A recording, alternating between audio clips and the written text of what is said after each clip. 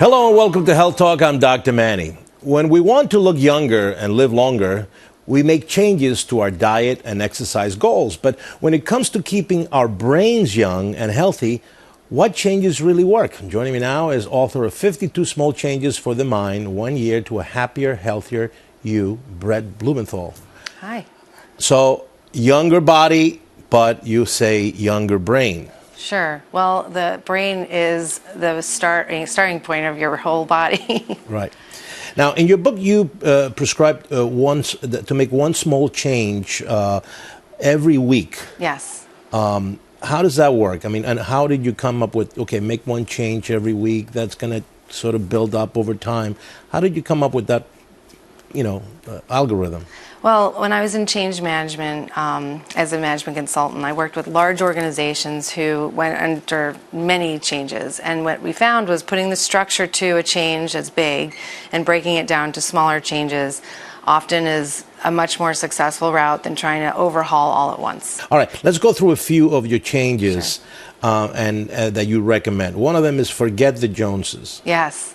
Well, we start comparing ourselves at a very early age, even in preschool and kindergarten. And it stems from the idea that we're not good enough as we are. And so we look externally to find out what we should want or what we should need to be happy. And that's probably the worst thing you could do.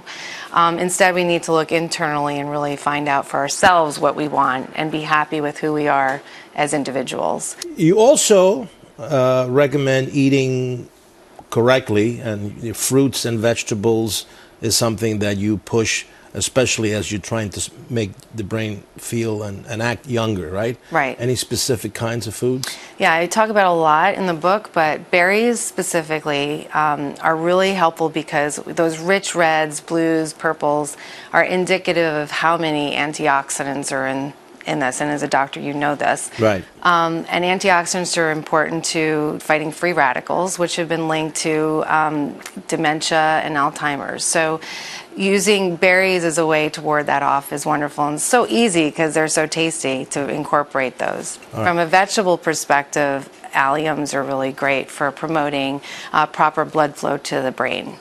Mm-hmm. Now, this one I like a lot because this is something that I practice. Be a lifelong learner. Just explain that a little bit more. Sure. Well, our brains are the one organ that actually can change over time. So it's called, as you know, neuroplasticity. And the ability to learn and challenge our brains continuously helps us keep that neuroplastic sort of movement going through our brain, so we're not becoming almost dormant in our brain.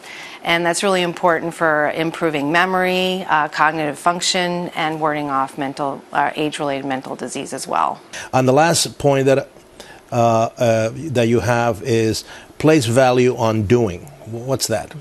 So studies show that when we spend our money on experiences or on doing things, we are much happier than if we're spending our money on possessions.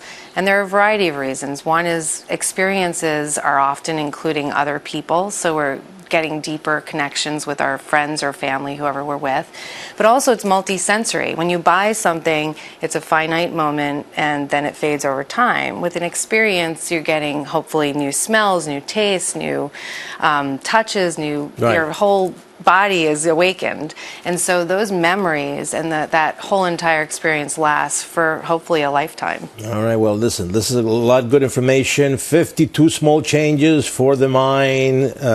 Get it? It's available everywhere? Everywhere. Is there a website where people can get information? 52smallchanges.com. All right, well, thank you so much for being here. And if you have any health questions, send them here at Fox to Dr. Manny at foxnews.com. Until next time, I'm Dr. Manny.